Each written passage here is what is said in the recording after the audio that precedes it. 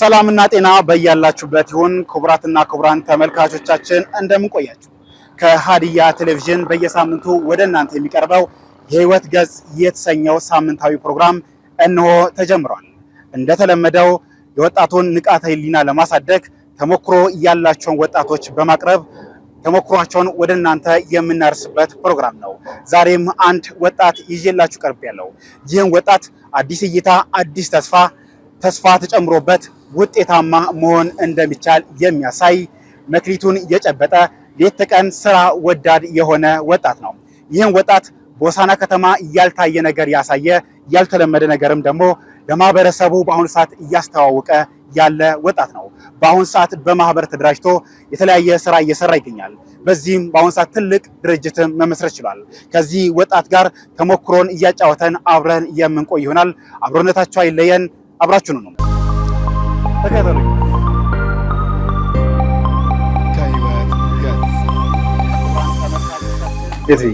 ሰላም ነው። እንዴት አለ? ሁሉ ሰላም፣ እግዚአብሔር ይመስገን። ሀዲያ ቴሌቪዥን በየሳምንቱ ለተመልካቾች የሚቀርብ የህይወት ገጽ የተሰኘ ፕሮግራም አለ። ይህ ፕሮግራም ደግሞ በዋናነት የወጣቶችን ንቃተ ህሊና ለማሳደግ ተሞክሮ ያላቸውን ወጣቶች በዚህ ፕሮግራም በማቅረብ ተሞክሮቻቸውን ለተመልካቾች የሚያጋሩበት ፕሮግራም ነው። በዚህ ፕሮግራም ደግሞ ዛሬ ተሞክሮህን ከየት ተነስተህ የት ደረስክ የሚለውንም ያንተን ስራ በጥልቀት የምታስቀኝ ነው። አመሰግናለሁ። በመጀመሪያ ይባረክ የሚቆፋላለሁ የዋቸሞ ቡና ኢንተርፕራይዝ ሰብሳቢ ዋቸሞ ቡና ኢንተርፕራይዝ የፍሬ ቡና አምራች ስራ እንዴት ነው? እንግዲህ ዛሬ በጥልቀት ስራንም የምታሳየን ይሆናል። እዚህ ስራ ምንድን ነው የምትሰራው እና ምን አይነት ተሞክሮ አለ? ከሌሎች ወጣቶች የተለየ ነገርስ ያለ ምንድን ነው የሚለው ነገር እስቲ አሁን ለተመልካቾቻችንም ለኔም በጥልቀት ታሳየናለህ ማለት ነው። እሺ፣ አመሰግናለሁ። እንግዲህ ይሄ የቡና መቆያ ማሽን ነው። የቡና መቁላት ኢንዱስትሪ አሁን ገና በኢትዮጵያ ውስጥ እየተስፋፋ ያለ ኢንዱስትሪ ነው። እንግዲህ ይሄኛው አዲስ እየሰራ ነው። በዚህ በዋቸሞ ቡና ኢንተርፕራይዝ ውስጥ የተመረተ የመቆያ ማሽን ነው። ከዚህ በፊት እንደዚህ አይነት ማሽኖች ከውጭ ነው የሚመጡት። ከሌላ ሀገር ነበር፣ ከቻይና፣ ከጣሊያን፣ ከቱርክ እየተገዙ ነበር የሚመጡት። እዚህ ሀገር ሲመጡ እስከ 15 ሚሊዮን ድረስ ፈጅተው ኢትዮጵያ ውስጥ የሚገቡ 15 ሚሊዮን አካባቢ በኢትዮጵያ ብር ሲተመን 15 ሚሊዮን አካባቢ ፈጃሉ። እንግዲህ ከቀረጥ ከፍሎ ሲገቡ ማለት ነው። እኛ ግን ያው ያንን አፎርድ ለማድረግ አስቸጋሪም ስለሆነ፣ ሁለተኛ ነገር ደግሞ ባለን ማቴሪያል ባለን የሰው ኃይል እንዲሁም የራሳችንን እውቀት ተጠቅመን ይሄንን ማሽን እዚሁ ነው ያመረትነው። አሁን እየሰራ የምናየው ማሽን በእኛው ወርክሾፕ ውስጥ የተሰራ ነው። እዚሁ ነው የተሰራው። ሁሉንም ነገር በቃ ላሜራ ገዝተን እያጠፍን እየቆረጥን ማሽን አድርገን የሰራ ነው እኛ ነን። ዋናውና ትልቁ ነገር ለየት የሚያደርገው ነገር ይሄ ነው። ሁለተኛ ነገር ደግሞ 30 ኪሎ በአንድ ጊዜ ወደ 30 ኪሎ የሚያዝ ካፓሲቲ ያለው እና የውጭውን ማሽን ሙሉ በሙሉ በሚል ደረጃ ፊት ወይ ደግሞ እኩል እንዲሆን አድርገን ነው የሰራ ነው። ያም የሆነበት በምንድን ነው? በተለይ ማሽኑ ከተሰራበት ኳሊቲ በተለየ መልኩ ለምሳሌ እዚህ ጋር እንደምትመለከተው ሶፍትዌር አለ። ይሄ ሶፍትዌር ሮስቲንግ ሶፍትዌር ነው። የቡናውን ሂደት እያንዳንዱን ነገር የምንቆጣጠርበት ሶፍትዌር ነው። ምንድነው? ቡናው ላይ ያለውን ሙቀት መውጣት ያለበትን ሙቀት ምን ያህል እንደምናወጣ፣ ጭስ ምን ያህል እንደሚወጣ፣ ምን ያህል ዲግሪ ሴንቲግሬድ ላይ እንደደረሰ፣ ሌሎች ነገሮችን በዚህ ሶፍትዌር አማካኝነት እንከታተለዋለን ማለት ነው። ሲቀጥል ደግሞ የመቁላት አይነቶች ለምሳሌ በእኛ አሁን በተለምዶ አባባል ቀላ ያለ ጠቆር ያለ የምንለው አለ። ግን የፈረንጆችም ላይት ሮስት፣ ሚዲየም ሮስት እና ይሄ ሃይ ሮስት የሚባል ነገር የአቆላል ዘዴ ያላቸው። ሆኖም ግን እሱም ቢሆን ፓርቲሽን አለው። ለምሳሌ ሲናመን፣ ኢንግላንድ ሮስት፣ ሲቲ ሮስት፣ አሜሪካን ሮስት፣ ኢታሊያን ሮስት፣ ስፓኒሽ እየተባለ ብዙ አይነት የሮስቲንግ ታይፖች አሉ በውጭው ዓለም ማለት ነው። በእኛ ሀገር የተለመደው ያው ቀላ ያለ ጠቆር ያለ ቡኒ እያለን እንጠቀማለን። ምንድነው እኛ የሚጠቅመን ነገር ምንድነው? አሁን እነዚህ ዳታዎች አሉ የገባበት ቡና የቡና አይነቶች ናቸው። የቡናው አይነቶች ናቸው። እዚህ ጋር ያለውን ዳታ በስንት ያህል ቴምፕሬቸር እንደሰራን እኛ ዳታ እንይዛለን። ዳታ የምንይዘው ለምንድን ነው? አንድ አሪፍ የሆነ ሮስት ስንሰራ ያንን ሮስት እዚህ ፕሮግራሙን ትሬስ በማድረግ እዛ ተመሳሳይ የምንፈልገውን ያህል መስራት እንችላለን ማለት ነው። ሲቀጥል ደግሞ ኳሊቲው የቡናውን ኳሊቲ እንዳይወርድ፣ ለምሳሌ ቆልተው ጭስጭስ እንዳይል፣ መጥፎ የሆነ መዓዛ እንዳያመጣ ምናምን በዚህ በትክክል ፐርፌክት የሆነ የመቁላት ሂደትን ይከተልልናል ማለት ነው። ስለዚህ ለየት የሚያደርገው ነገር ይሄ ነው። ሌላው ይሄ ኦፕሬቲንግ ሲስተሙ ነው። ኦፕሬቲንግ ሲስተሙ በሁለት አይነት መንገድ ይሰራል። ማኑዋሊ መስራት ይችላል። ማኑዋል ነው። ማኑዋል መጠቀም ትችላለህ። ተች መጠቀም ትችላለህ። ለምሳሌ እዚህ ጋር ይሄን ብነካው የሚክሰር አሁን ለምሳሌ ይሄን አጥፍቼ ይሄን ብነካው በተች መጠቀም እችላለሁ ማለት ነው። በማኑዋልም በተች መጠቀም። አዎ ለምሳሌ አሁን እኔ ይሄ በዚህ ኦፕሽን ነው አማራጭ ነው ማለት ነው። ይሄን ትቼ አሁን ይሄን ስታሳጥፈው እዛ ጋር ይጠፋል አይደለ? በዚህ ማስነሳት እችላለሁ። ይሄን አጥፍቼ ከፈለኩም በዚህ መጠቀም እችላለሁ። ምንም የፈለግነውን ኦፕሽን እንጠቀማለን። ይሄ ፕሮግራምድ ነው። ይሄኛው ደግሞ ማኑዋል ነው። ፕሮግራም የተደረገ በፕሮግራሙ መሰረት ተች ስታደርገው ተች ያደረገው ነገር አሁን ሚክሰር ይላል አይደል? ሚክስ ማድረጉ ተች እያደረግህ መጠቀም ትችላለህ። ኦፕሽን ማለት የሚያግዘው አንዱ ምናልባት ካረገ በሆነ አጋጣሚ አንተሱ ባይሰራ አንደኛው መጠቀም ትችላለህ እንጂ አትቆም። ሲቀጥል ደግሞ ተቹ ፕሮግራም ስለሆነ ሁል ጊዜም አፕዴት እናደርገዋለን። ለምሳሌ ቴክኖሎጂዎች በወጡ ቁጥር ኬብል ስለሆነ ኮምፒውተር ላይ ሶፍትዌሩን እንሰራለታለን አፕዴት ማድረግ እንችላለን ማለት ነው። ስለዚህ አፕዴት እየሆነ የሚሄድ ማሽን ነው ማለት ነው። በሌላው እይታ በሌላ ጎን ስናየው ማለት ነው። ሌላው ምንድነው ቀደም ያልኩት እዛች ጋር ቴምፕሬቸሩ የምናይባቸው እነዚህ ሴንሰሮች ናቸው። እነዚህ ሴንሰሮች ምን ያህል ሙቀት እየወጣ እንደሆነ አሁን ይሄ ሴንሰር በትክክል ቡናውን እየነካ ነው የሚሄደው። የቡናውን ትክክለኛው ሙቀት ነው የሚወስድልን እንጂ ዝም ብሎ ውስጥ ያለውን አይደለም። ለምሳሌ በዚህ በቴክኖሎጂ ቋንቋ ምን ይባላል? ኢቲ ወይ ደግሞ ኢንቫይሮንሜንታል ቴምፕሬቸር እና ቢን ቴምፕሬቸር ይባላል። ቢን ቴምፕሬቸር ማለት የቡናው የራሱ ሙቀት ይለካል። በትክክል የቡናውን ብቻ ማለት ነው። ሌላ ኢቲ የምንለው ደግሞ የኢንቫይሮንሜንታል ቴምፕሬቸር። ኢንቫይሮንሜንታል ቴምፕሬቸር ማለት እዚህ ውስጥ ታንከር ውስጥ ያለው ሙቀት ምን ያህል ነው፣ ምን ያህሉ መወገድ አለበት የሚለውን ነገር አናላይዝ እያደረግ በዛ በሶፍትዌር በመታገዝ ትሰራለህ ማለት ነው። ይሄ ሶፍትዌር ያው እዚህ ጋር እንደምታየው ብዙ ግራፎች አሉት። እነዚህ ግራፎች ምንድናቸው የሚጠቅሙ? እነዚህ ፋኖች ለምሳሌ እኔ አሁን ፋን ባስነሳ ሌላ የግራፍ መጠን እየተነሳ ይሄዳል ማለት ነው። ወይ ደግሞ እዚች ጋር የምናየው ይሄ ኢንዴክሱ ወደ ሌላ ከፍና ዝቅ ማለት ነገር ይኖራል ማለት ነው። እነዚህ ዳይሬክሽኖች የምታያቸው የቡናውን አሁን ለምሳሌ እዚች ጋር ሰማያዊ ይሄ ሰማያዊ የምናየው ቢን ቴምፕሬቸር ነው። ይሄ ቀዩ ደግሞ ኢንቫይሮንሜንታል ቴምፕሬቸር ነው። ስለዚህ አየህ ኢንቫይሮንሜንታል ቴምፕሬቸር እየወረደ ይሄዳል፣ ቢን ቴምፕሬቸር እየወጣ ይሄዳል ማለት ነው። ምን ማለት ነው? እየተቆላ የሚሄድበት እንትን ነው ሂደት ነው ያለው። ይሄ ለምን ዝቅ ይላል ብትለኝ እዚች ጋር ፋኖችን ስላስነሳ ሁሉንም ፋን ብንዘጋው ያው መዝጋት ስለሌለብን ነው እንጂ ለምን ጭስ እንዳይል የቡናው ሮስቲንግ ታይፕ እንዳይበላሽ ነው እንጂ ብንዘጋው ይሄኛው ወደ ላይ ከፍ እያለ ይሄዳል ማለት ነው። እና ዋናነት ለምንድን ነው የሚጠቅመው? ምክንያቱም አሁን የቡናውን የመቁላት ሂደት በትክክል እየተከታተል ነው እንሄዳለን ማለት ነው። በትክክል ጠቆር አድርጎ ወይም በደንብ ቀላ አድርጎ ያንን ለመለየት ነው የሚያግዘው። ጠቆር አድርጎ ቀላ አድርጎ ለመለየት ብቻ አይደለም። አንድ ቡና የቡናውን ጣዕም ሽታውን በትክክል ይዞ እንዲወጣ የሚረዳ ሶፍትዌር እንጂ አሁን ቀላ የሚል ጠቆር የሚል ቴምፕሬቸሩ ምን ያህል ላይ እንደሆነ ይታወቃል። በምን ያህል ቴምፕሬቸር ቢቆላ ቀላ ያለ ይወጣል፣ በምን ያህል ቴምፕሬቸር ቢቆላ ጠቆር ያለ ይወጣል የሚለው ነገር መጀመሪያውኑ የተሰራ ስለሆነ እዛ ቴምፕሬቸር ላይ ስንደርስ ቡናውን ድሮፕ እናደርጋለን ማለት ነው።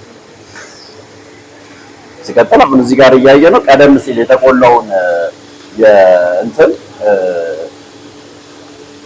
ቀደም ሲል የተቆላን ቡና የእንትኑ የዚህ ይሄ አሁን ቀድሞ የተቆላ ቡና ነው። አሁን ቀደም ብለን የቆላ ነው። አቀዝቅዞታል። ኦልሬዲ ማቀዝቀዣ ነው። አቀዝቅዞታል። እዚህ ውስጥ እየቆላ ነው ማለት ነው። እዚህ ጋር የምታዩት ቡና እየተቆላ ያለ ሂደት ነው። ተቆልቶ ግን እዚህ ጋር ቶሎ መቀዝቀዝ አለበት። ቀደም ያልነው ምንድነው ይሄ ቀላ ያለ ጠቆር ያለ ያን ታይፕ መልቀቅ የለበትም። ወዲያው ካልቀዘቀዘ ታይፑን ለቆ ቀላ ያለው ወደ ጥቁር ሊሻገርብህ ስለሚችል ኢሚዲየትሊ በደንብ ሚክስ ተደርጎ መከላከል አለበት ማለት ነው። አሁን ይሄ ተቆልቶ በትክክል ቀላ ያለ ተብሎ የወጣ ቡና ነው። ሆኖም ግን አሁን ቀጥሎ ወደ ምንድነው የምናወራው? ወደ ዲስቶነር ነው የምናስገባው። እሺ እየተቆላል ምናልባት ባዕድ ነገሮችን በምን አይነት ነገር ይወጣል አላቸው። አንደኛ ሳከሩ ያወጣል፣ ሁለተኛ አሁን እነዚህ ይወጣሉ። አሁን ይሄ ዌስት የሆኑትን ነገሮች አሁን ይሄ ዌስት ነው። የማይጠቅሙ ነገሮች ናቸው። አዎ በራሱ ነው የሚያወጣው። እኛ ምን እናደርገዋለን? ይሄንን እየቀያየርን እየደፋን እዚህ ስር እናስገባለታለን ማለት ነው።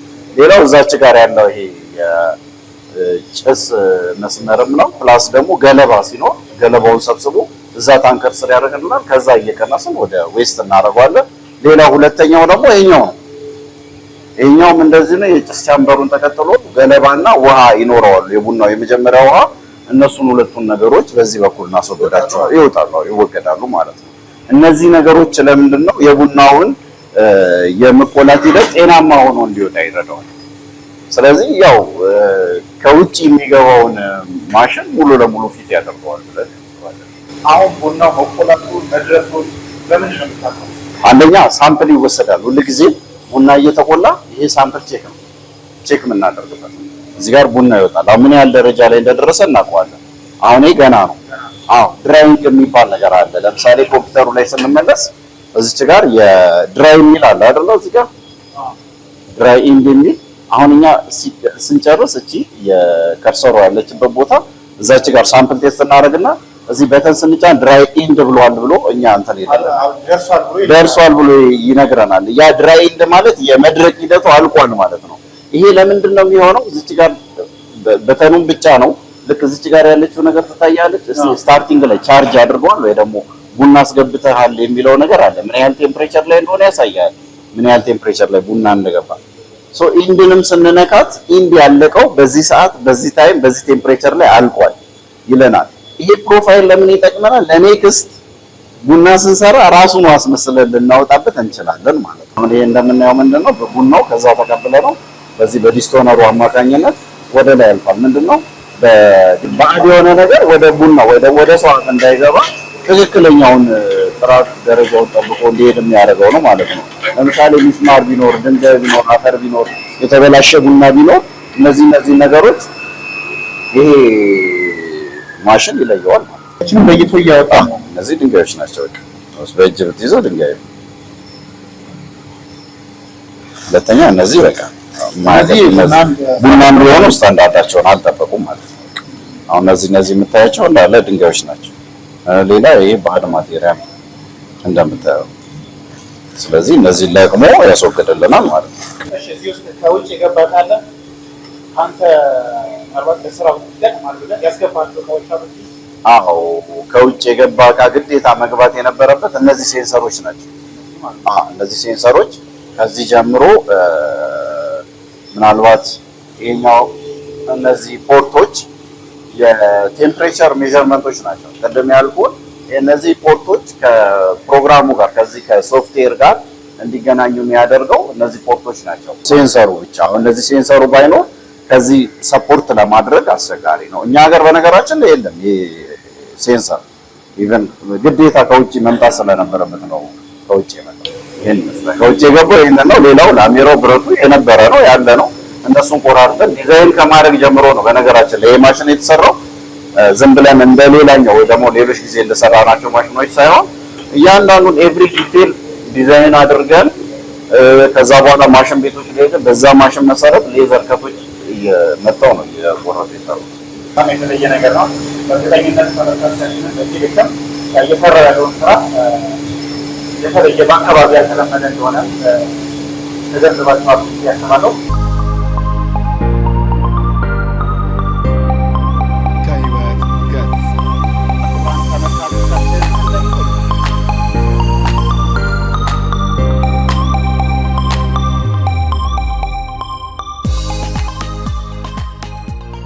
ተመልካቾቻችን እንግዲህ ከዛሬው ስራ ፈጣሪ ወጣት ጋር ቀደም ብለን ስራው ምንድን ነው፣ በምን መልኩ ነው ስራው የሚሰራው፣ ኬት ተነስቶ ነው ስራውን እንግዲህ እስከ መጨረሻ ድረስ የቡና አቆላል ሂደቱ በምን መልኩ ነው የሚያልፈው የሚለውን ነገር ማየት ችለናል። አሁን ደግሞ ቁጭ ብለን በሰፊው በምን መልኩ ነው ስራውን እዚህ ደረጃ ሊደርስ የቻለው ከየት ተነስቶ ነው ለዚህ ደረጃ የደረሰው ምን አይነት ውጣ ውረዶችን አልፏል የሚለውንም ለእናንተ ተሞክሮ የሚሆነው ቁም ነገሮችን የምንጫወት ይሆናል። አሁንም አብሮነታችሁ አይለየን። እንግዲህ ይሄ ነገር ምንድነው? እስቲ በጥልቀት ስለዚህ ነገር አሳውቅ። ያፈላል ነው ከዚህ በፊት እንደዚህ አይነት የቡና ማፍያ እዚህ አልተለመደም። ሆኖም ግን በዚህ የሚፈላው ቡና ጣፋጭ ነው።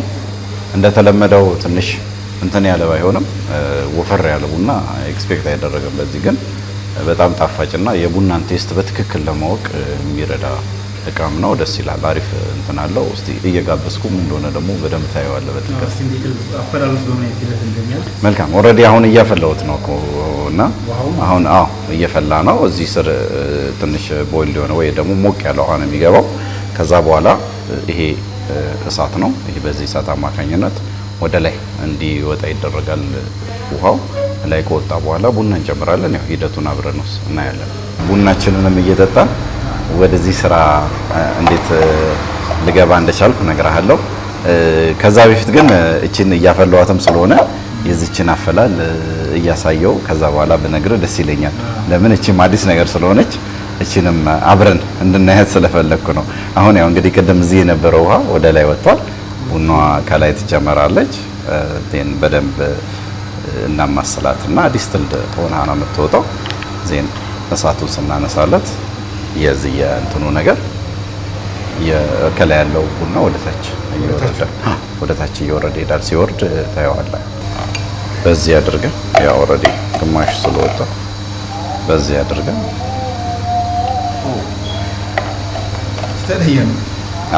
እና የተለየ ነው እንግዲህ ይሄ ሁሉ ድካምም እንደዚህ የተለየ ነገር ለማምጣት ነው። ቡናችን አሁን ኦልሞስት ደርሷል። ወደ መጠጣቱ መሄድ እንችላለን። ስለዚህ ቡናውን እየጠጣን ብናወራ ይሻላል። ይሻላል፣ እንደዛ ይሻላል። እኔ ባዶ ነው የምጠጣው። መልካም። እኔ ሲያልቅ ነው እንደዚህ የሚሆነው። ኦልሬዲ አሁን ጨርሷል ማለት ነው። በቃ አሁን ምንድነው የምናደርገው መሰለህ? እቺን እንይዛትና ቡናውን ጨርሷል። ስራውን አጠናቋል ማለት ነው። የቀዳን እንጠጣ።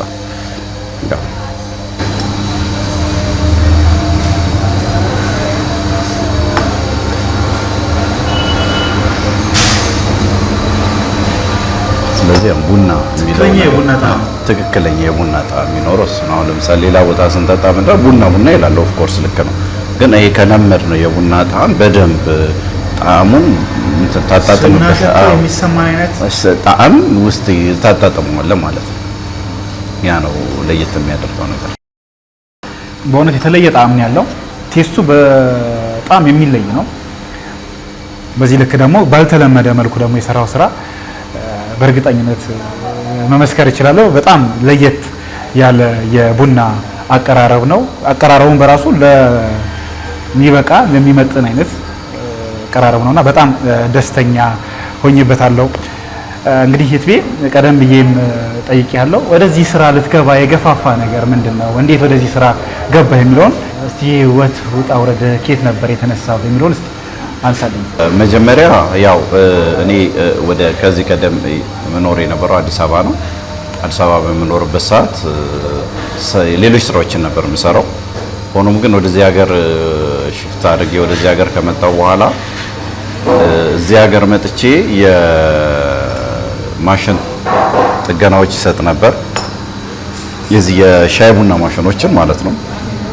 እና ፍሪጆች ምናምን ጠግን ነበር በወቅቱ።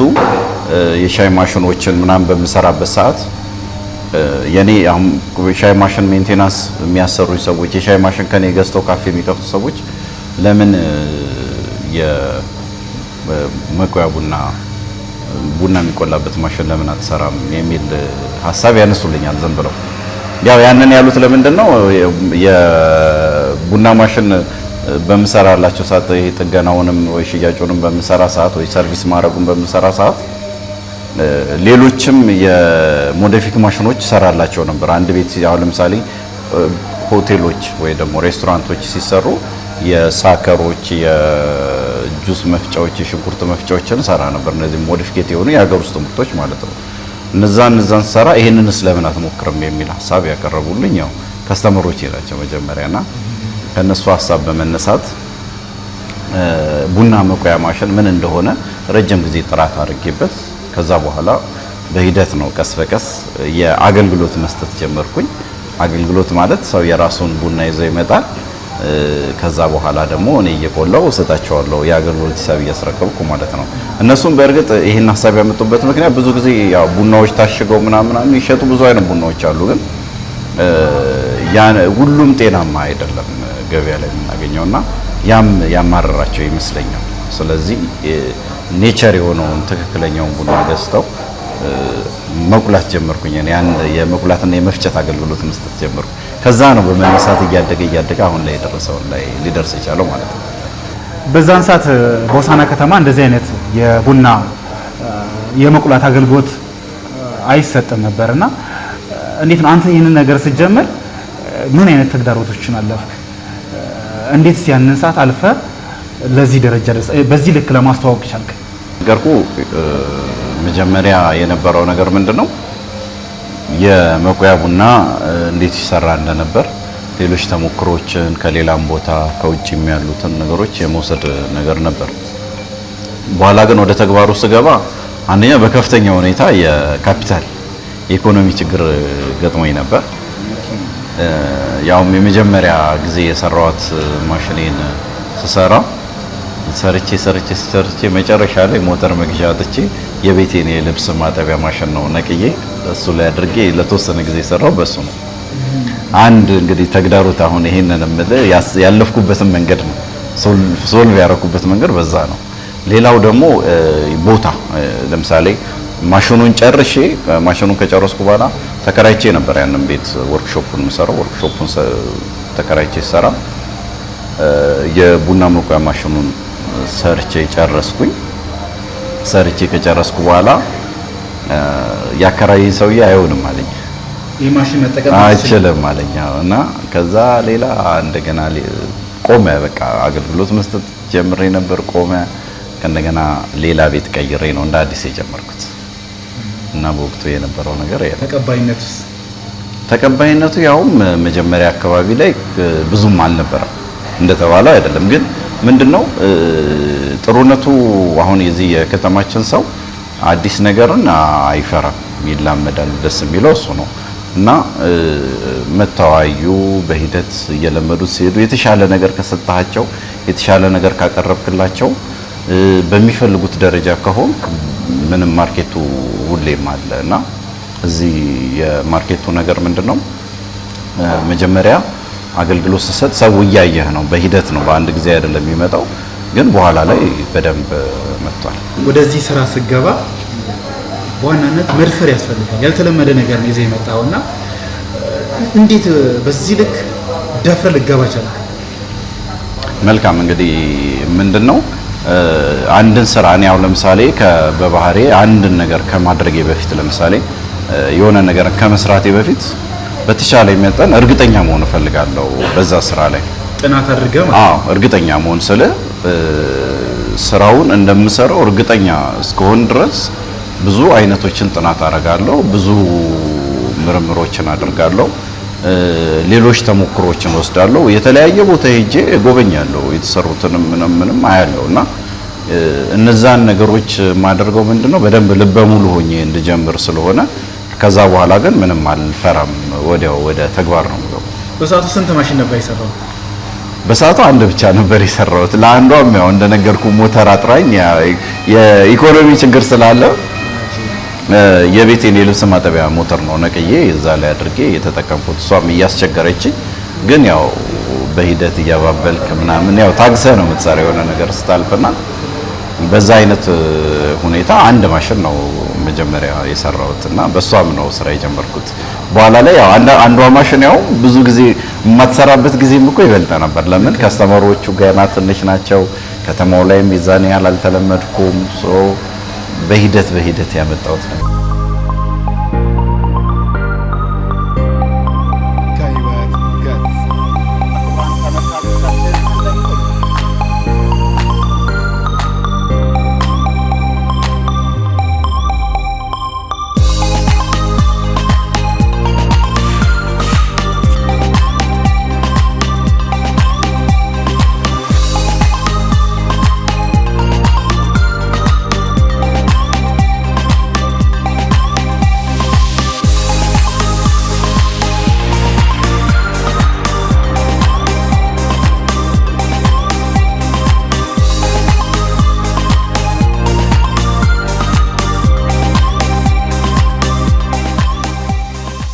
ለመጀመሪያ ጊዜ ቡና ያቀረብክበትን ጊዜ ታስታውሳለህ? ለማን እንደሆነ? አስታውሳለሁ ለማን እንደሆነ መጀመሪያ ጊዜ ቡና ያቀረብኩት። አሁንም አለ ልጁ ዳንኤል ይባላል። ወደዚህ ወደ ጎንቦራ አካባቢ አይ ቲንክ ሆት ካፌ የሚባል ነው። እዛ ለሱ ልጅ ነው ቡና ያቀረብኩት። ያው ትንሽ መግባባቱ ስለነበረ ደፍሮ መጥቶ በቃ ስራልኝ አለኝ። እሱ ነው ሳምፕል አመጣ፣ እንደዚህ አድርገህ ስራልኝ አለኝ። ያው እንደሱ አድርጌ ሰራሁለት እና የመጀመሪያ ከስተመር እሱ ነው። ያንን ጊዜ ስታስታውሰው አሁን ላይ ግን ለራስህ ምን አይነት ስሜት ይሰማል? ያን ጊዜ ወደ ኋላ ስታስታውሰውና አሁን ያለውን ነገር ስታስብ የሚያስቅ የሚደንቅም ነገር አለው ብዙ ነገር ስለሚገጥም፣ ግን ዞሮ ዞሮ በጠቅላላው ግን ስታየው ደስ የሚል ነገር ነው የሚሰማኝ። ለምን አንደኛ ለውጡ ደስ ይላል፣ ሁለተኛ ነገር ደግሞ 4 ዓመት ያህል ብዙ ከስተመሮችን ይዞ መሄድ ቀላል አይደለም እና ያም ይበልጥ ለስራ ተነሳሽ እንድትሆን ነው የሚያደርግና ደስ ይለኛል ያ ነገር። እኔ ማድረግ ወይ ደግሞ ለኔ መሆን የምፈልገውን ነገር ሳይሆን ያለኝ ነገር ምንድነው ብዬ ገመግማለሁ። ለምሳሌ እኔ ያለኝ ነገር የምሰጠው አገልግሎት ያሉኝ ከስተመሮች ፍላጎት እያሟላው ነው አይደለም የሚለውን ነገር አስባለሁ እና ሁልጊዜም ትኩረት የማደርገው የስራዬን አፕግሬድ ማድረግ ወይ ስራዬን የማሳደጉ ነገር ላይ ነው እንጂ የራሴን ህይወት ብዙም አላተኮርበትም። ምክንያቱም በደንብ ከሰራ የታወቀ ነገር ነው ማግኘት ስለማይቀር ጎን ለጎን ማስኬድ አይከብድም። የራስን ህይወት ቀላል ነገር ስለሆነ ማለት ነው። ለምሳሌ አንድ ሰው ምን ልፈልግ ነው በቀላል ነገር ስናየው አንድ ሰው ስራ መስራት ነው እንጂ ያለበት ስራ ሰርቼ ምን አይነት ልብስ መግዛት እንዳለብኝ ማቀድ የለብኝም። ምክንያቱም ኦልሬዲ ስራ ከሰራ ገንዘቡ ካለ የፈለከውን ሄደን መግዛት ጊዜ የሚፈልግ ወይ ደግሞ ማሰብ የሚጠይቅ ነገር አይደለም። ግን በጣም ብዙ ማሰብ የሚጠይቀው ሁልጊዜም ትኩረት የማደርገው እኔ ስራዎቼ አሁን ምን ላይ ነው ያለሁት፣ ነገ ምን ይጠበቅብኛል የሚለውን ሁልጊዜም አስባለሁ። መድረስ የምፈልግበት ቦታ እዚህ ጋር ነው ብዬ አይደለም፣ ገና ነኝ እኔ አሁን ያው ዳገቱ ላይ ነኝ ብዬ ነው የማስበው። ያው በጣም ከዚህ በኋላ ጉልበት ኢነርጂ አውጥቼ ከፍ ማለት ያለብኝ ከዚህ በኋላ ነው እንጂ እንደ ስራ አሁን እዚህ ጋር ደርሻለሁ። በቃ አሁን ያለውት ነገር ያለውበት ሁኔታ ኮምፎርት ዞን ነው ወይ ደግሞ የተመቸ ነው ብዬ ማስብ ሰው አይደል። እንደዛ አላስብም። ይቀረኛል። በጣም ብዙ እቅዶች አሉ። ምናልባት ያው እንጫወት ይሆናል እያነሳን ስሜት። የዛኔ ስራ ስትጀምር ስንት ባለሙያ ይዘህ ነበረ? አሁንስ የት ደረስክ? ምን ያክል ባለሙያዎች ባንተ ስራ አሉ? ምን አይነት አገልግሎት እንደምትሰጥ ቀደም ሲል እያሳየ የነበረው ስለ ማሽኑ አሰራር ነበር፣ ማሽኑ የሚሰጠውን አገልግሎት ነበርና አንተ ደግሞ አሁን ለማህበረሰቡ የምትሰጠውን አገልግሎት እስቲ ጥቀስ። መልካም እንግዲህ አሁን ላይ ለማህበረሰቡ የምትሰጠው አገልግሎት ያው ቡና ይቆላል፣ ይፈጫል፣ ታሽጎ ይሸጣል። አሁን ላይ ያለው አገልግሎት እዚህ ደርሷል። ከዚህ በፊት የነበሩትም የስራ ትሬንዶች እንዳሉ ሆነው ተጨማሪ ያደረግናቸው ምንድነው አሁን ላይ ቡና ቆልተን ፈጭተን አሽገን የመሸጥ ደረጃ ላይ ደርሰናል። ዞሮ ዞሮ ወደ መጀመሪያው ጥያቄ ስመለስ ምንድነው ስራውን ስጀምር መጀመሪያ ብቻዬን የጀመርኩት እኔና እኔ ብቻ ነበርን። ቀጥሎ አሁንም አብሮኝ ያለ ልጅ አለ ይሳቅ ይባላል። ከሱ ጋር ነው ስራ የጀመርነው። ከሱ ጋር ስንጀምር ሁለት ሆነን ነው ሁሉንም ነገር እኛ ነን የምንሰራው ማለት ነው። ለምን ሜንቴናንሱንም እኛ ነን የምንሰራው፣ ማሽን ቡና መቁላቱንም እኛ ነበር የምንሰራውና መጀመሪያ ልክ እንደጀመርኩት አካባቢ ብዙ አልነበረም ስራው። ግን ከእንትን ከስተመሩ አገልግሎታችን ምናምን ሲያየው እየበዛ መጣ እና ከሁለታችን አቅም በላይ ሆነ። ለምን ብትል አንደኛ አንዳንድ ጊዜ ምን ይሆናል መሰለ መብራት ይጠፋል። ለምሳሌ ቀን ላይ በዚህ ሰዓት ሙሉ መብራት ይጠፋና ለካ 12 ሰዓት አካባቢ ሊሆን ሲል ሊመጣ ይችላል። በዛ ወቅት ደግሞ ቡና መቁላት ብቻ ሳይሆን ስንሰራ የነበረው የፍሪጅ ጥገናዎች፣ የማሽን ጥገናዎች፣ ሌሎች ሞዲፊክ ማሽኖች ምናምን አያይዘን የምንሰራቸው ስራዎች ነበሩና መብራት ጠፋ ብለህ ጥላ አትወጣም። በቃ ግዴታ እነዛን ስራዎች ትሰራለህ። እነዛን ስራዎች ሰርተህ እንግዲህ ጠዋት ነው የምንገባው ስራ። ብዙ ጊዜ የተለመደ ሰዓት በጣም ካረፈድን 12 ተኩል ላይ ስራ እንገባለን። እኛ ሁሌም እስካሁን ድረስ 12 ተኩል ላይ ስራ እንገባለን እና ያው ቁርስ ምሳ ምናምን መውጣት የለም። ያው ቴካዌ ነው ስቲል ነው። አሁንም እኛ ድርጅት ላይ ያለው ትሬንድ ምንድነው? ቴካዌ ነው። በፍጹም ሰራተኛ ወደ ውጭ መውጣት አይችልም። አዎ እንትን አይደለም አልለመድ ነው አይችልም ሳይሆን ለምሳሌ እኔ አሁን ውጪ ከሞታ ይልቅ እዚሁ በልቼ በዚሁ በቀጥል ነው የምወደውና ያ ትሬንድ ስላለ ያ ልማዳችን እስካሁንም አለ። በቃ ብዙ ወደ ውጪ አንወጣም፣ ወደ ውጪ መውጣት ልማድ የለንም እና እዛው እንበላለን ቁርስ፣ እዛው ስራ እንቀጥላለን። ይመሻል 12 ሰዓት አካባቢ ይሆናል። መብራት ላይኖር ይችላል። መብራት ከሌለ ምንድነው የምናደርገው? እኔና እሱ ነን ያለነው። እሱ እስከ ሌሊቱ 6 ሰዓት ወይ 7 ሰዓት ይሰራል። እኔ ቤት ሄጄ አርፌ እመጣለሁ። እንደገና እሱ ቤት ሸኛውና ተመልሼ ገብቼ እስከ ሌሊት 12 ሰዓት ወይ እስከ 1 ሰዓት እሰራለሁ።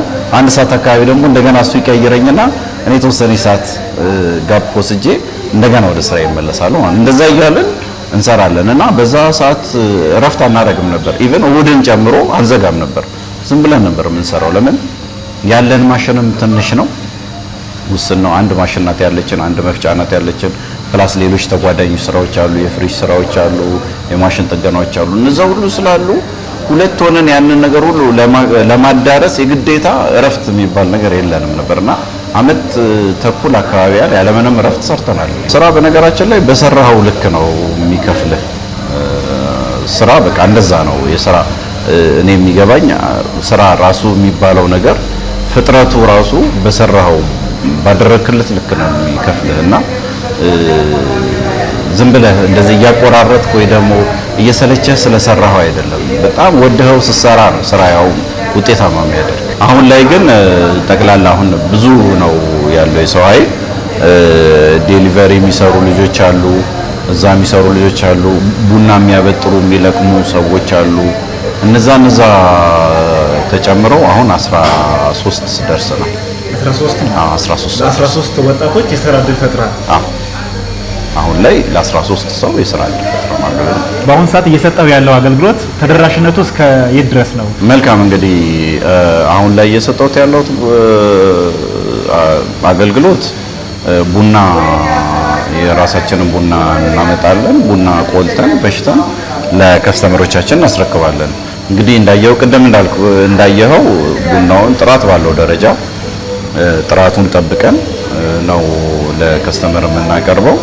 ከስተመሮቼ አብዛኞቹ እዚህ ከተማ ያሉት የቡና ተጠቃሚዎች የኔ ከስተመሮች ናቸው እና ከዚህ ከተማዎችም ደግሞ አጎራባች የሆኑ ዞኖች ላይ ይሄንን እናደርጋለን።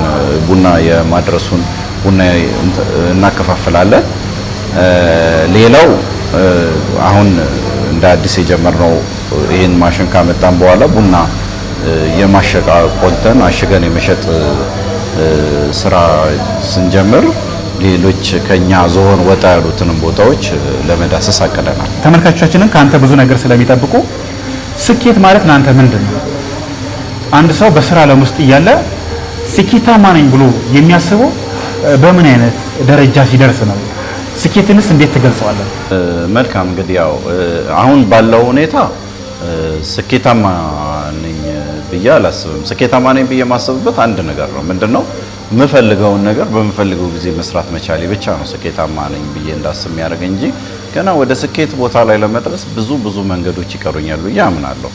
ሆኖም ግን ለኔ ስኬት ማለት ምን ማለት ነው የሚለውን ትርጉም ለመስጠት ትንሽ ቢቸግረኝም ለምን እንዳልኩ አንድ ሰው ሙሉ ለሙሉ የስኬት ጫፍ ላይ ሆኖ ሲያወራው ይቀላልና አሁን ገና ዳዴ ላይ ነው ያለነው እኛ እና ስኬት ማለት እንዲህ ነው ብዬ አላስብም። ግን እኔ ባለኝ መልኩ ለምሳሌ እኔ አንድ ማሽንን ከዜሮ ተነስቼ ማሽን አድርጌ ሰርቼዋለሁ። ያ ለኔ ስኬት የአንድ ነገር ስኬት ነው ማለት ነው። ያሰብከውን ነገር ስታሳካው ያ ስኬት ነው። በቃ አለቀ እኮ። የሆነ ነገር እቅድ አውጥተህለት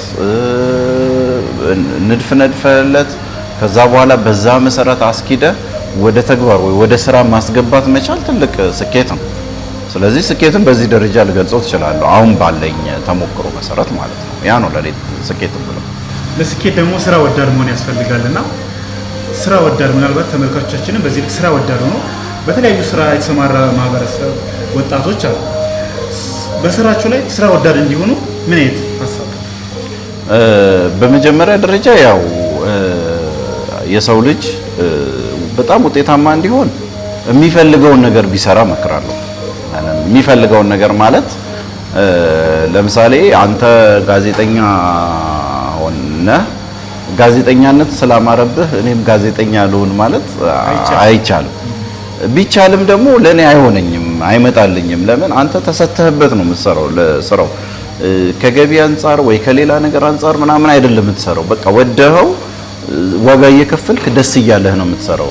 ዋጋ እያስከፈለ ራሱ ደስተኛ ነህ ማለት ነውና ያ ሲሆን ስኬት ውስጥ ትገባለህ። ለምን የስራ ቻሌንጆች የስራ አንዳንድ ይሄ በስራ የሚገጥም ተግዳሮቶች አሉ አይደለ? እነሱ እንኳን አያስከፉም ወይ ደግሞ ተስፋ አያስቆርጡም። ለምን ወደኸው ነው የምትሰራው። ወደኸው ስለምትሰራው ዋጋ እየከፈልክ ደስ እያለ ዋጋ እየከፈልክ ደስ እያለ ትሄዳለህ። በዚህ ልክ ደግሞ ዋጋ ስትከፍል ለስራ ተሰጥተህ ስትሰራ በዚህ ሰዓት ስራ መውጫዬ ነው፣ በዚህ ሰዓት ስራ መግቢያዬ ነው፣ በዚህ ሰዓት እንዲህ ነው አትል። በቃ ከስራ መራቅ ነው ያው ላንተ ሰላም ማይሰጥና ያ አንደኛ የስራ ወዳድነት ወይ ደግሞ አንድ ሰው ስራ ወዳድ ነው የምንለው በዛ ልክ ሲገለጽ ነው። ሁለተኛ ነገር ደግሞ ምንድነው አንድ ሰው እንደው ቀደም ስለ ስኬት ካነሳን ሰው የሆነ ስኬት ነገር ላይ ለመድረስ መጀመሪያ የሚወደውን ነገር መስራት አለበት ብዬ አስባለሁ። እንደኔ ግምት የምንወደውን ነገር ካልሰራን ውጤታማ አንሆንም። ለምን እያንዳንዱ ስራ የራሱ የሆነ ቻሌንጅ አለው። ለምሳሌ አንድ ጀነራል ቲቪ ላይ ስናየው ምናምን ደስ ሊለን ይችላል። ምናምን ታጅቦ ሲሄድ ምናምን ማረግ ለብሶ ምናምን ስንሄድ ደስ ሊለን ይችላል። ከዛ እንደሱ በቃ ወይ ማሪፍ ነው ምናምን ብለን ዘው ብለህ ከገባህበት ላይመጣ ይችላል። ምክንያቱም ገና ስልጠናው ላይ ይሰለችሃል። አሁን ለምሳሌ አንተም በሲቪል ኢንጂነሪንግ ነው የጨረስከው፣ ነገር ግን አሁን ላይ እየሰራህ ያለው ከሱ ጋር የተዛመደ አይደል? ልክ ነው። አዎ ልክ እያወራሁ ያለው ነገር ያው ይሄንን ነው። ምንድነው አሁን ለምሳሌ ከዚህ በፊት ነው ሲቪል ኢንጂነር በምሰራበት ሰዓት ድርጅቶች ላይ ተቀጥሬ ሰርቻለሁ። ጤና ጣቢያዎች ሰርቻ አውቃለሁ። እነዛ ላይ በደንብ ልምዱ አለኝና ግን ስሰራው በቃ እየሰለቸ እየታከተኝ ነው የምሰራውና ውጤታማ አላረገኝም። ምክንያቱም አንዳንድ ሰዎች በቃ ሳይት ላይ የሚገጥማቸውን ቻሌንጆች ሁሉ ኢንጆይ እያደረጉበት ዘና እያሉበት ስራቸውን ይቀጥላሉ። በቃ ወደውት ይሰራሉ።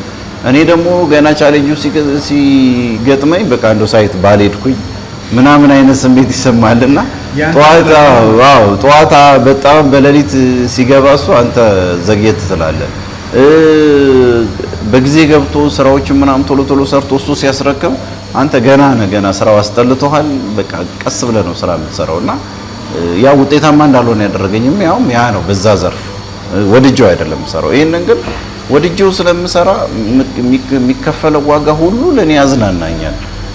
እያሰለቸኝ አይደለም የሚሄደው፣ እያዝናናኝ ስለምሰራ ስራ ብቻ ሳይሆን ለኔ መዝናኛዬም ነው ስራ ቦታዬ። ስለዚህ ያ ውጤታማ ያደርጋል። ሌሎችም ሰዎች በእንደዚህ አይነት መልኩ ስራቸው የሚሰሩ ጥሩ ነው። የስራ ወዳድነትን እንዴት ትገልጸዋለህ? ያጋጠመ ነገር ምን አለ? እንደነገርኩ በጣም እንደዚህ እዚህ ጋር የሆነ ቻሌንጅ ገጠመኝ ምናምን የምለው ነገር የለም። እኔ ቻሌንጆች ሁሉ ከኔ በታች ናቸው። በነገራችን ላይ ችግሮች በሙሉ ማለት ነው የፈለገ ችግር ይገጠመኝ ለጊዜው ነው እንጂ የሆነ እንትን የማደርገው ከዛ በኋላ ከኔ በታች ነውና ብዙ ቦታ አልሰጥም። በነገራችን ላይ እኔ ለእድገቴ አሁን ዛሬ ከነበረኝ ነገር ምን ጨመርኩ ነገ የሚለው ነው እንጂ ሁሌ ካልኩሌት የማደርገው የሆነ ጊዜ ላይ እንዲሆኜ እንዲገጠመኝ የምለው ነገር የለኝም። ገጥሞኝ ሊሆን ይችላል ግን እረሳዋለሁ ማለት እንደ ቦታ አልሰጠው። ነገም ሌላ ችግር ይፈጠራል። ለዛ ችግር ነው እንጂ ራሴን ሬዲ ማደርገው ትላንት ላሳለፍኩት ችግር ብዙም በቃ አለፍኩትም አለፈም ኢግኖር አድርጌው ነው የምሄደውና እንደዚህ ነው የምለው ነገር የለም። ኢትቢ አሁን በአሁን ሰዓት የተለየ ስራ እየሰራ ትገኛለህ። በዋናነት ትኩረት ስራ ላይ ነውና የግል ህይወትስ እንዴት ይገለጻል? የግል ህይወቴ ባለትዳር ነኝ። የሶስት ልጆች አባት ነኝ። ሶስት ልጆች አሉኝ። አንድ ተማሪ ልጅ ነው። ያው የግል ህይወቴ ጎን ለጎን ያ ነው። ትንሽ ከስራ አንፃር ፋሚሊዎች አሉኝ።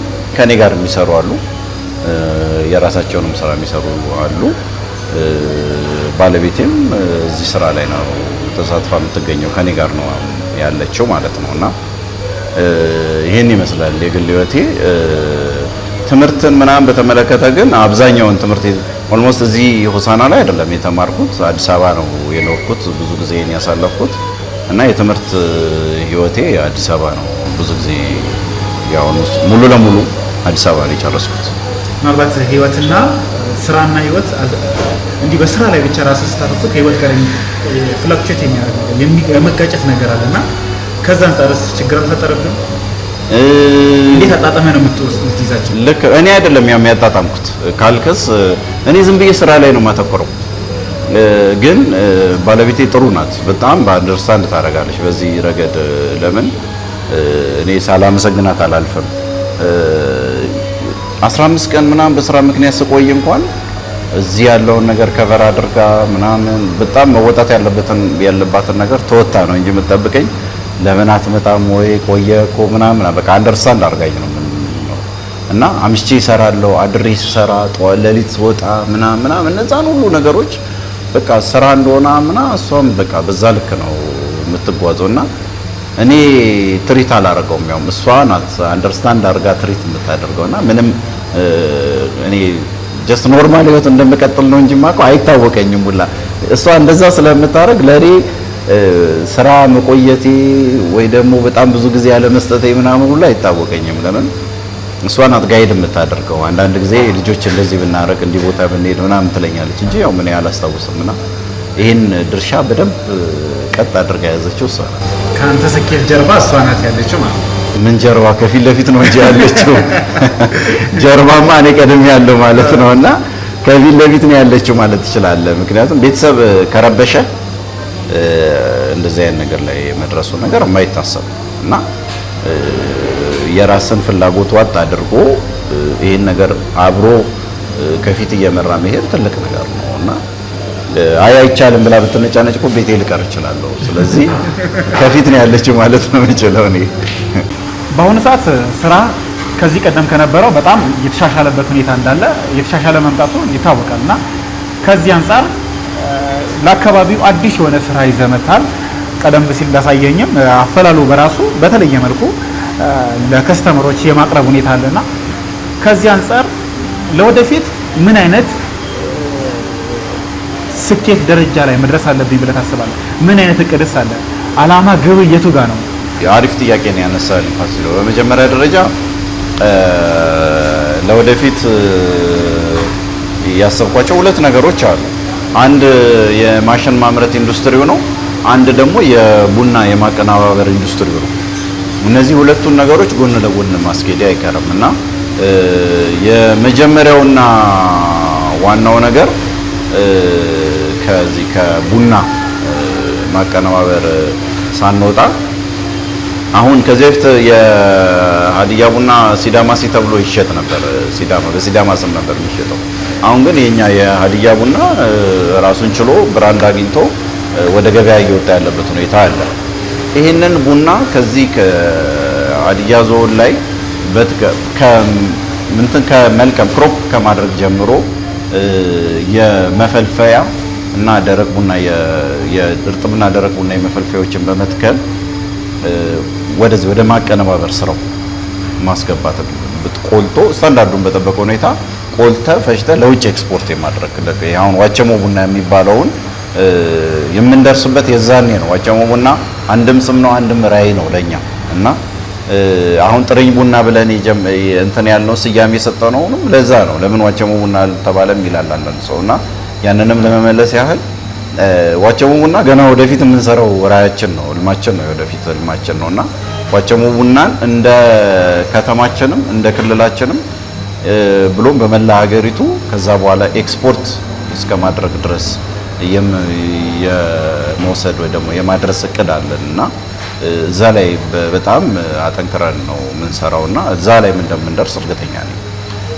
ሌላው ከማሽን ኢንዱስትሪ ስታነሳ ማሽናውን ከውጪ ነው እየገባ ያለው እነዚህ የሮስቲንግ ማሽኖች እና ይሄ አንድ ይበል የሚያሰኝ ተሞክሯችን ነው ይሄ ማሽን እና ነገ ደግሞ ከዚህ በጣም የተሻሉ በጣም በቴክኖሎጂ የታገዙ ሙሉ ለሙሉ የቡና የመቁላት ሂደትን በጣም ጥራቱን የጠበቀ እንዲሆን ፕሮፌሽናል የሆኑ ሰዎችን ያካተተ ትልቅ የቡና የመቁላት የመፍጨት የማሸግና ወደ ኤክስፖርት የመላክ የሚላክበት ትልቅ ኢንዱስትሪ እናቋቁማለን እና እዛ ላይ ስንደርስ ጎን ለጎን ምን ያስፈልገናል? ይሄ ማሽኑ ያስፈልገናል።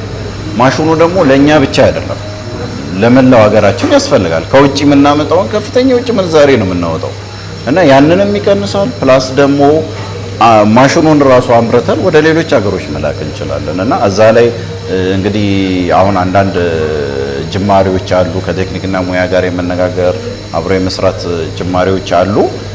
መንግስትም በዚህ ረገድ ድጋፍ እንደሚያደርግ እርግጠኞች ነን። ለማድረግም ዝግጁ ናቸው እና እነዚህ ነገሮች ተደምረው እኛ አሁን ምለው ቦታ እንደርሳለን ብዬ ያምናለሁ። ይትቤ የህይወት ገጽ የተሰኘ ሳምንታዊ ፕሮግራም በተለይ በሀዲያ ቴሌቪዥን እየተላለፈ እንግዲህም የዛን ፕሮግራም አንዱ እንግዳ ነህና በዚህ ፕሮግራም በዋናነት የወጣቶችን ንቃተ ህሊና ማሳደግ፣ ስራ ወዳድና ስራ ፈጣሪ እንዲሆኑ የሚያደርግ ፕሮግራም ነው። ከዚህ አንጻር በተለያዩ የሙያ መስክ የተሰማሩ ወጣቶች ሊኖሩ ይችላሉ። ከዛም በተጨማሪ ስራ ላይ ያልገቡ ወጣቶች ሊኖሩ ይችላሉ። ስራ ወዳድና ስራ ፈጣሪ በስራ ጊዜያቸውን እንዲያሳልፉ ምን አይነት ምክር አለ? መልካም እንግዲህ እኔ ያው አብዛኛው ወጣት በነገራችን ላይ ስራ ይወዳል አይወድም ለማለት ይከብደናል። ይወዳል፣ ግን ከየት መጀመር እንዳለበት ነው ብዙ ሰው ግራ የሚገባውና እኔ የምመክረው ዝም ብሎ አንድ ሰው መጀመር አለበት። ዝም ብሎ ምንም ይሁን ማንኛውም ስራ ይሁን ይጀምር። ከዛ በኋላ በጅማሮ ውስጥ ነው የሚፈልገውን የሚያገኘው የሚወደውን የሚያገኘው በጅማሬ ውስጥ ነውና ልምዶችም የስራ ልምዶችም በዛ ስር ነው የሚያገኘው። ሁላችንም ስራ አዲስ ስንገባ ያው አዲስ ነን። ሌላ ጊዜ ግን ምንድነው ለምሳሌ አሁን አንተ ጋዜጠኛ ሆነ ስትገባ መጀመሪያ የነበረ ልምድ እና አሁን ያለ ልምድ የተለያየ ነውና ልክ ጋዜጠኝነትን ስትሰራ ወደው ስትሰራ ታቀዳለህ። እንዲህ አይነት ነገር ቢኖር እንዲህ አይነት ፕሮግራም ባዘጋጅ እያልክ ልክ አሁን ያልከውን አይነት ፕሮግራም ታዘጋጃለህ። ይሄ ምንድነው አቅደ አለመ ለስራው ተሰተ ለህብረተሰቡ ይጠቅማል ያስተምራል የሚለውን ነገር በራስ ተጨንቀ ጨምቀ አውጥተህ የምታደርጋቸው ነገሮች ናቸውና ልክ እንደዚሁ የመጀመሪያው ነገር ወጣቱ መጀመር ነው ያለበት ስራው። በቃ ማንኛውም አይነት ስራ ቢሆን መጀመር ከመጀመር ነው ሁሉ ነገር የሚነሳውና ስራ ምን አይነት ስራ አለ ወይ ደግሞ ምን ብሰራ አሪፍ ነው የሚለውን ነገር ባያስበው ምንም ይሁን ይስራ። በስራ ውስጥ ነው ሌሎች ስራዎችን ማግኘት የሚቻለውና ያ አንድ መልእክቴ ነው። ሁለተኛ ነገር ደግሞ ወጣቱ ስራ ላይ ገብቶ ስኬታማ እንዲሆን ያው ቀደም ስላልነው ለማስታወስ ያህል የሚፈልገውን ነገር መስራት ነው የመጀመሪያው ነገር። የሚፈልገውን ነገር መርጦ መስራት ነው። የምትፈልገውን ነገር ባይዘው የራስን መምረጥ ትችላለህ። እኔ ይሄንን መርጫ አይደል እየሰራው ያለሁት። ሌላውም ሰው እንደዚህ የሚፈልገው እንዲህ ብሰራ እወዳለሁ። ሼፍ መሆን ከፈለገ አንድ ሰው ወጥ ቤት ገብቶ አንድ ወንድ ቆንጆ ሼፍ መሆን እኮ ነው። ማንም ተንጋግቶ ይበላል። ተሰተህበት ስትሰራ ይበላል። መጀመሪያ ግን ቻሌንጆች ይኖራሉ። ሰው አይፈልገውም ይሆናል። ብቃት እንኳን ኖሮት በምግብ ቤቱ የመሸፈን ወይ በምግብ ቤቱ ስም ይሸፈንና ማን የሰራው አይባልም። ግን አለ አይደል ራስን የምታወጣባቸው መንገዶች አሉ። ስራ ውስጥ ስትገባ ያ ነገር ራሱ ይመራሃልና whatever ምንም ቢሆን ተራም ነገር ቢሆን ሰው መጀመር ነው ያለበትና አሪፍ ነው እንደዚህ ማድረግና እኔ ያውም አንዳንድ ወጣቶች እዚህ ከተማ እኮ አያለው የስራ አሪፍ የስራ ፍላጎት ያላቸው ያም እንቁላል አለ የሚል ልጅ አንድ ልጅ አለና ደስ ይለኛል። ባይዘው እሱ ልጅ ሳላደንቀው አላልፍም። ለምን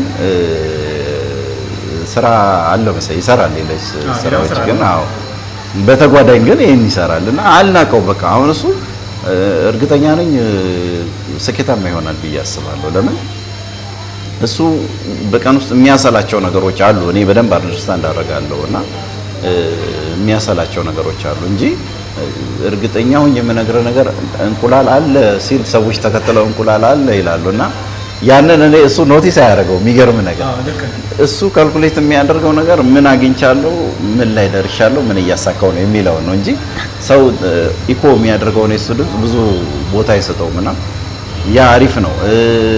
ሌላ ደግሞ አንድ ልጅም አይቻለው ስፒከር ይዞ የዞረ ከተማውን እስክሪብቶ የሚሸጥ ልጅ አለ፣ ቢላ የሚሸጥ ልጅ አለ ምናምን ስፒከር ብቻ ስሙን ጠፋኝ እንጂ እንትን ነው እና አስበዋል። በቀን ውስጥ ይሄን ከተማ ትልቅ ስፒከር ይዘህ የዞርክ አሉ ገብተዋል። አሪፍ ልጆች እኮ አሉ። ምንድነው ወይውን በተለይ መንግስት በዚህ ረገድ ከተቻለ ወጣቶችን የማነቃቃት ስራ አንዳንድ ይሄ የማመላከቻ አቅጣጫ የማሳየት ነገር ምናምን እንዲህ መድረኮች ቢፈጠሩ አሪፍ እንጂ ብዙ ልጆች ይወጣሉ ብዬ አምናለሁ። እና እንትን ይሄ ቪዥዋላይዝ አድርጎ ምን እንደሚፈልጉ ተረድተው ወደ ስራ መግባት ነው እንጂ ያቃታቸው አብዛኛው ሰው ይሄው ይሄን ከተማ እኮ አልመተውታል አይደለ? የገጠር ልጅ ነው። ከገጠር ወጥቶ ነው ስንት መንገድ በበረሃ ተጉዞ ምናምን ያው ይሄን እያበረታታው ሳይሆን ዞሮ ለዚህ ዋጋ የከፈለ እዚህ ከተማ ስር የተሻለ ነገር ቢገኝ የተሻሉ ስራ ኦፖርቹኒቲዎች ቢፈጠሩ አይሰራም ብዬ አላምንም። እኔ ስደትን አላበረታታም፣ በመሰረቱ አልደግፍም። ግን ይሄን ያህል ዋጋ መክፈል የቻለ ሰው በረሃ ላይ እንግዲህ መሞትም አለ። ለዛ ሬዲ የሆነ ሰው እዚህ ጋር የስራ አቅጣጫዎች ተፈጥረው በየዘርፉ አንዳንድ ማመለከቻዎች ተደርጎ ስልጠና ተሰጥቶት አንዳንድ ጊዜ ደግሞ ይሄ እንዲህ የራስን የማነቃቃት ነገር አለ። እንደሱ አይነት መድረኮች ተዘጋጅተው ምናምን ትንሽ ማመለከቻዎች ቢሰጠው ይሰራል የሚል እምነት አለኝ። እንግዲህ ለመሞት የተዘጋጀ ለስራ ያንሳል ብለህ ታስባለህ? እና ጎበዝ ልጆች አሉ ብዬ ነው እኔ ማምነው። እምነቴም እሱ ነው። በነገራቸው ጎበዝ ናቸው። ለምን እኔ ባየሁትም ነው። እኔ ቡና መቁላት ምናምን ስትጀምር አዲስ የሆነ ነገር እኮ በዚህ ልክ የሚቀበል ከተማ ላታገኝ ትችላለህ። እዚህ ግን ለቴክኖሎጂ ራሱ ሰው ቅርብ ነው። በቃ ለመቀበል ችግር የለበትም። አሪፍ ነገር አድርግ እንጂ ችግር የለ። ስለዚህ ቶሎ የሚያድግ ከተማ ነው ማለት ነው። ትንሽ ስራው ላይ ባለማወቅ ሌት ሆነን እንጂ ቶሎ ማደግ የምንችል ሰዎች ነው። ቶሎ መለወጥ የምንችል ከተማ ነው ያለን። ሰውም ለስራ ሰነፍ ነው ብዬ አላምንም። ይሄን ያለኝ ኢትቪ በቀጣይ ብዙ ነገር ለመስራት አቅደሃል። በዚህ ልክም የሀዲያ ብራንድ የሆነ ቡናም ለመፍጠርም እንግዲህ በራስ በኩል ጥረት እያደረክ ነው።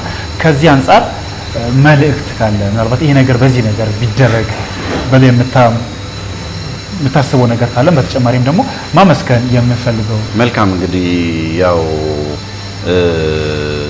የቡና የዚህ የሀዲያን ቡና ብራንድ ከመፍጠር አንጻር ብዙ ስራዎች ብዙ ስራ የሚጠብቀን ነገር አለ። ከኔም ከመንግስት ያው ልበ ሙሉ ሆኜ ነው የምጀምረው በዚህ መንገድ። ለምን በእኔ ብቻ አቅም ይሆን አይደለም፣ ግን ያው የመንግስት ድጋፍ አይለየኝም ብዬ አስባለሁ። እና እንደ ሀዲያ ቡና ምን እንዲሆን ትፈልጋለህ ብትለኝ፣ አንደኛ እነዚህ የህገወጥ የቡና ዝውውሮች አሉ አይደለም፣ እነሱ ቢቀረፉ ገበሬው ይበረታታል። ሁለተኛ ነገር ደግሞ ለገበሬው ራሱ ምርጥ ዘር በመስጠት ድጋፎች በማድረግ ክትትል በማድረግ ወደዚህ ዘርፍ ቢገባ አዋጭ፣ ለራሱም ኢኮኖሚካል ድጋፍ ይሆነዋል፣ ለሀገሪቷም ለሀገራችንም ለአህጉራችንም ይተርፋል። ለምን ኤክስፖርት ስለምናደርግ ምናምን እና ብዙ የስራ እድል የሚፈጥራል። ለምን ቡና በጣም ብታይ በቃ የማይዘው የሰው ቁጥር የለም። እኔ እንኳን እቺን በምታክል ከመልቀም ጀምሮ እስከ ማውረድ እስከ መጫን ብዙ ሰው በእኔ ስር እኮ ይተዳደራል፣ ገንዘብ ያገኛል። እና በዚህ ማህበረሰብ ብዙ ሰው ገንዘብ ካገኘ ፋርም ሲሆን ብዙ ሰዎች ሲሰሩት ደግሞ አስበዋል። መልቀም አለ፣ ማረም አለ። እንደዚህ የቡና ከእርሻው ላይ እንዳለ ፋርሙ ላይ ያለ ብዙ ሰው ይፈልጋል። ከመልቀሙ ሲታጠብ የማስጣት የማገላ ብዙ ዘርፎች አሉት። ቡና ሲፈለፈል ከዛ ደግሞ ወደ ገበያ ወጥቶም ደግሞ ገበያ ላይ የሚሸጡ ሰዎች አሉ።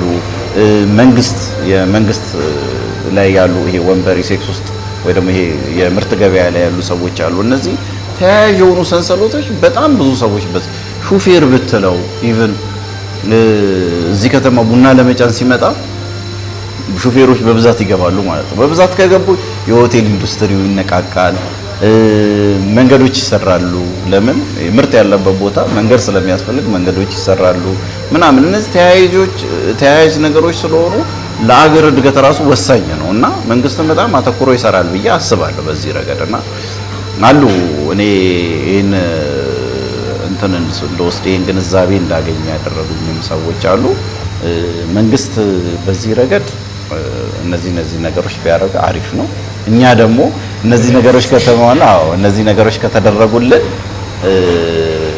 መስራት ነው፣ ጠንክረን መስራት ነው የሚጠበቅብን። መንግስት ደግሞ አንዳንድ ነገሮች በእርግጥ ከፖሊሲም አንፃር ከስራ ይሄ ከመመሪያም አንፃር ምናምን ከበድ የሚሉ ነገሮች አሉ፣ ማንወጣቸው ነገሮች። እነሱን መንግስት በጣም መደገፍ ነው ያለበት። ወደ ስራ ከገባም በኋላ ነው ነገሮችን ማሻሻል ያለብን። አንድ ሰው መጀመሪያ ወደ ስራ እንዲገባ ነው እንጂ መደረግ ያለበት መስፈርት እንዲያሟላ መደረግ የለበትም። እርግጥ ነው መስፈርቶች አስፈላጊ ናቸው፣ መመሪያዎች መጠበቅ አለባቸው። በተቻለ መጠን ስራ ላይ ከገባ በኋላ ለኔ ስራ ላይ ከገባ በኋላ ስልጠና ስትሰጠኝ ራሴን እየቀየርኩ ሄዳለሁ፣ ራሴን እያሻሻልኩ ሄዳለሁ።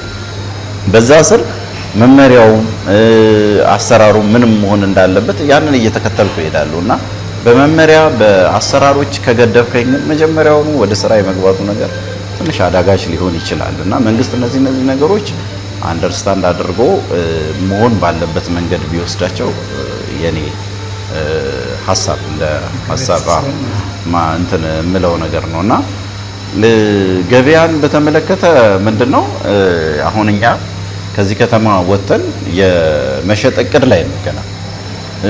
ለምን አልጀመራችሁም ብትለን የራሱ የሆነ ፕሮሰስ አለው በቡዳና ሻይ በኩልም ያለ እነዛን ፕሮሰሶች መንግስት እንግዲህ በበጎ መልኩ ተመልክቶ ቶሎ ከፈጸመልን ወዲያው ወደ ስራ እንገባለን ብዬ አስባለሁ።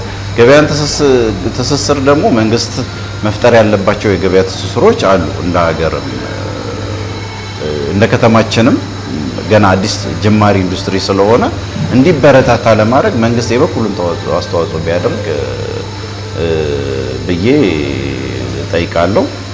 ሌላው እንግዲህ ማመስገን ያለብኝ ሰዎች መጀመሪያ እንግዲህ እዚህ ዘርፍ ስር ስገባ እንዳልኩ ዝም ብዬ ነው የገባሁት፣ እውቀቱ የለኝም ምናምን ግን አንዳንድ መመሪያዎች ፖሊሲዎች አሉ። ቡና ስትሰራ ዝም ብላ አትሰራም እና እነሱን ስሰራ ኢቭን እዚህ እንደዚህ አይነት ማሽን ሁላ እንደሚያስፈልግ በመንገር አድቫይስ በማድረግ በማበረታታት ምናምን በአንዴ አይደለም እዚህ የመጣሁት በሂደት ነውና አቶ ተሰማ መኬ ይባላሉ። እዚህ ቡናና ሻይ ቢሮ ግብርና ውስጥ አስተባባሪ ናቸው። እዚህ የኛ የዞኑ አድቫይዝ ያደርጉኝ ነበር። ሄጄ እንዲህ ቢደረግልኝ ስለኔ ዘው ብዬ ሄጄ ነው ለምን ፍቃድ አሰጡኝም እላለሁ። አይ ቆይ ፍቃድ ልታገኝ ይሄ ነገር ያስፈልጋል፣ ይሄን ነገር እንደዚህ ያደርገው፣ ቡና ሲሰራ ይሄ ነገር ያስፈልጋል።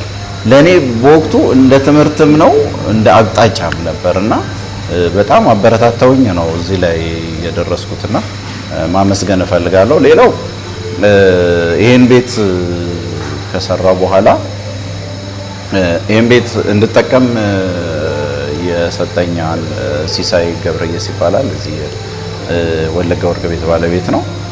መጀመሪያ በቃ ተጠቀምበት ብሎ ነው እንትን ያለኝና እኔ እንደዚህ አድሰን ምናምን እንትን ስንል ፍቃደኛ ሆኖ ያም ሌሎች ሰዎች እንከራይ ምናምን ያ ኖ ብሎ ነው ለኔ የሰጠኝና እሱንም ማመስገን እፈልጋለሁ። እዛኛው ቤትም ተከራይቼ ነው የምሰራው። ያው ተከራይቼ ልበለው እንጂ እንደ ቤቴ ነው እየተጠቀምኩት ያለሁት። ጥሩ ናቸው። ለምን አገኘ ለምን እንትን ተለወጠው ምናምን ብሎ በቃ እንትን የሚቀኑ ወይ ደግሞ መውጣት አለበት የቤት ኪራይ ጨምር እንዲሁን የሚሉ አይደሉም እና አሪፎች ናቸው። እነሱንም ማመስገን እፈልጋለሁ። ለምን ለኔ መሳካት የበኩላቸውን አስተዋጽኦ ስላደረጉ ይህን ማሽን በምሰራበት ጊዜ መጥተው የተከታተሉኝ፣ ያዩኝ፣ ያማከሩኝ ከመንግስት መስሪያ ቤቶች አካላት ወይ ደግሞ የስራ ባልደረቦች እነዛን ማመስገን እፈልጋለሁ። ለምን እንደ መንግስት ስራ ሳይሆን እንደኔ ተቀጣሪ ሆኖ ነው ያገለገሉኝ። በተለይ አሁን በዚህ በማህበራት ማደራጃ ላይ ምናምን በቃ የምሰራው ነገር በጣም ደስ ስለሚላቸው እንድቸገር እንኳን አይፈልጉም። የሚገርም ነገር እንድቸገር አይፈልጉም። እኔ አንዳንድ ጊዜ እንደዚህ ፈልጌ ነበር ምናምን ደብዳቤ ይዘና አይደለም ይሉኝ። ደብዳቤውን መጥቶ ወስዶ ደብዳቤውን ሰጥቶኝ እንትን ጽፎ አምጥቶ እንደገና የሚሰጠኝ ሰው አለ። የሚገርም የዚህን ያህል የሆነ በቃ እንደ እንትን የሚያገለግሉኝ ሰዎች አሉ። ልክ አሁን አንዳንድ እነዚህ የመንግስት ሰራተኞች ናቸው የኔ ናቸው እስክትል ድረስ ማለት ነው። የዚህን ያህል ጠለቅ ብለው የሚያግዙ አሉ። አንዳንድ ጊዜም ደግሞ በዛ ልክ እንትን የሚሉ አሉ። የሉም ማለት አይደለም፣ ግን እኔ ካለማወቅ ይመስለኛል ወይ ካለመረዳት ስለሚመስለኝ እነሱን አላነሳቸውም እና ይሄን ሁሉ ያደረጉ ሰዎች አመሰግናለሁ። ለምሳሌ እዚህ ቦቢቾ ነው እኛ የተደራጀ ነው። የቦቢቾ አንድ ማዕከል እንትን አስተባባሪ አቶ አብነት ይባላል። ከንቲባ ጽህፈት ቤት ላይም የከንቲባ ቢሮ ኃላፊ አቶ ተመስገን ይባላሉ። በጣም በቃ አሁን በተለይ በዚህ ማሽን ዙሪያ ያለው በጣም አብረውኝ ነው የሚሯሯጡት። የክልሉም የዚህ የኢንዱስትሪ ፓርክ ኮርፖሬሽን ኃላፊ አቶ ናትናኤል ይባላሉ። እዚህ ድረስ መጥተው ከቡታጀራ ነው ቢሮአቸው፣ እዚህ ድረስ መጥተው አይተው ምናምን ይሄ ሁሉ ነገር ሲደረግ ፋይኖት ለምን ሄድ አልሰጣችሁትም ምናምን ብለው ጠይቀው ወዲያው እንዲሰጥ ወስነውልኝ እስካሁን ፕሮሰስ ላይ ነው ያለሁት። እንግዲህ ይሳካል ብዬ አስባለሁ እና እነሱን ማመስገን እፈልጋለሁ። በጣም ደግሞ ከማገዝም ከማበረታታትም አልፎ ቤተሰብ እስከ መሆን የደረስን አለን። የክልል ኢንቨስትመንት ቢሮ ኃላፊ ናቸው፣ አቶ ግሩም ይባላሉ። አጋጣሚ ነው የተዋወቅ ነው። እኔ ማሽኑን እየሰራው እዚህ ቤት እየተከልኩ እንደዚህ ሲያልፉ ምንድነው የምትሰሩት ምናምን ብለው ጠየቁ። አይ እንደዚህ ነው ብዬ ነገር ከዛ ቀን ጀምሮ ከስራ ሲወጡ ሳያዩኝ አልፎ አያውቁም። የሚገርም ነገር ምን ላይ ደረስክ፣ እንዴት ሆንክ፣ ምን ተቸገርክ ምናምን እማላቃቸውን ደግሞ ደውለው እንዲህ ነገር አለ ለምን አታዩትም መተው በማሳየት እማላቃቸው ሰዎች ለምሳሌ እኔ ሊደግፈኝ የሚችለው ማን እንደሆነ አልረዳም። ከመንግስት ጋር ያለውን እንትን በደንብ ስለማልረዳ ማለት ነው። ግን መተው በማሳየት በጣም ብዙ የሚመለከታቸው ሰዎች ይህን በማየት ድጋፍ እንዳገኝ ያደረጉኝ ሰዎች ናቸውና በጣም ከልብ ላመሰግናቸው ይገባል። ባለቤቴን ቅድም ስላመሰገንኩ ነው እንጂ ያው የፊት መሪ ናትና እሷንም ሳላመሰግን አላልፍም። ከዛ በዘለለ ከኔ ጋር አብረው የሚሰሩ የሥራ ባልደረቦቼ ያው አንድም ስራቸው ነው፣ ቤታቸው ነው፣ ድርጅታቸው ነው። የራሳቸው የሆነ ድርጅት ነው፣ የራሳቸው ባለቤት ናቸው። ሆኖም ግን የሚገርም ነገር እኔ አሁን ሌሊት ገባው ምናምን እልሃለሁ አይደለ? ኮንቲኒየስ ሳምንቱን ሙሉ እነሱ ሌሊት ሊገቡ ይችላሉና በጣም አንበሳ የሆኑ ልጆች ናቸውና ቅድም እንዳልኩ ስራ ይወዳሉ ብቻ አይደለም የነሱ በቃ እንዴት ነው ምን በቃ በማንኛውም ሁኔታ ስር በመስራት ሬዲ ናቸው። አንዳንዴ ሙሉ ቀን ሰርተው ማታ እንደገና በዛው አድረው ጠዋት ሊወጡ ይችላሉና የዚህን ያህል ዋጋ መክፈል ቀላል አይደለምና እነዚህ ልጆች መመስገን ብቻ አይደለም ብችል ሌላም ነገር ባደርግላቸው ደስ ይለኛልና ያው እኔ ዝም ብዬ ሰብሳቢ ስለሆንኩ ፊት መጣው እንጂ አብዛኛውን ነገር በመወጣት እኮ በቃ በደንብ ማህበሩ የድርጅቱ በሁለት እግር ቆሞ እንዲሄድ የጀርባ አጥንት የሆኑት እነሱ ናቸውና እነሱም በደንብ ነው በእውነት በጣም ላመሰግናቸው እወዳለሁና ሁሌም የምኮራባቸው ልጆች ናቸው። ሁሌም ማለት ነው። እኔ አጋጣሚ ሆኖ የአብዛኞቹ ታላቅ ነኝ፣ ይሰሙኛል፣ ምን እንላለን እና በጣም ደስተኛ ነኝ ባይዘው ከነሱ ጋርም በመስራት። እሺ የትሪ በሀዲያ ቴሌቪዥን በየሳምንቱ የሚቀርብ የህይወት ገጽ የተሰኘው ፕሮግራም እንግዳ ሆነ ለተመልካቾቻችን ለወጣቱ ንቃተ ህሊናን ለማሳደግ ጊዜህን